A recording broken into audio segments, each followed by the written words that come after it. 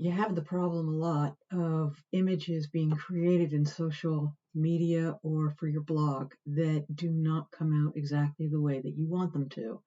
So you need to view them all first before you publish them. And one way to do that is to shoot them in a batch over to Google Sheets like this. So the way I did that in this case was I created a make.com scenario that pulls the information I want my images out of a database that I'm using. And then it creates this syntax right here, equals image, quote, the URL of the image, unquote. And that's how I get an automatic display of my images. In here, I clear the spreadsheet, and in one batch, so it saves a lot of iterations, I put the entire array of images in the spreadsheet. So let's look at how we did this. And what it's doing is it's calling the make.com scenario.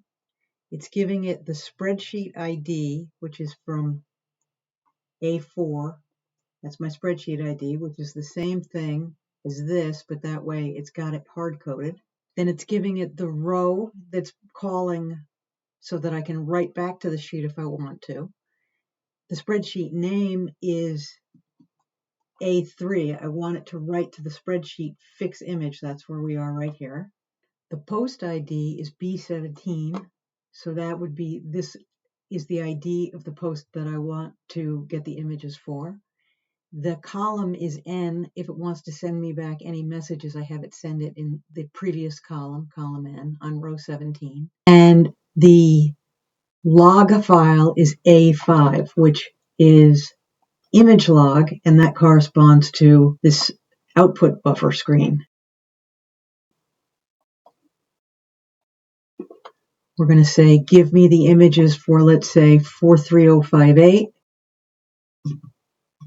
The scenario receives the request. This SQL is executed in the database. Get me all the media where the post ID is 43058. Then this creates the image row that's going to show us the image. It's set in the tool each time.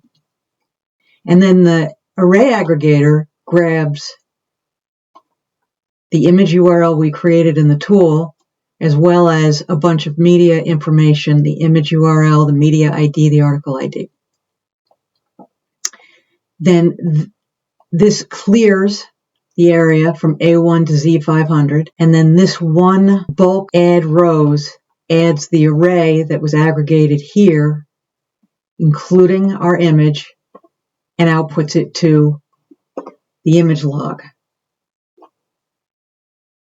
And that's how you put all the images from your database into a spreadsheet all at once.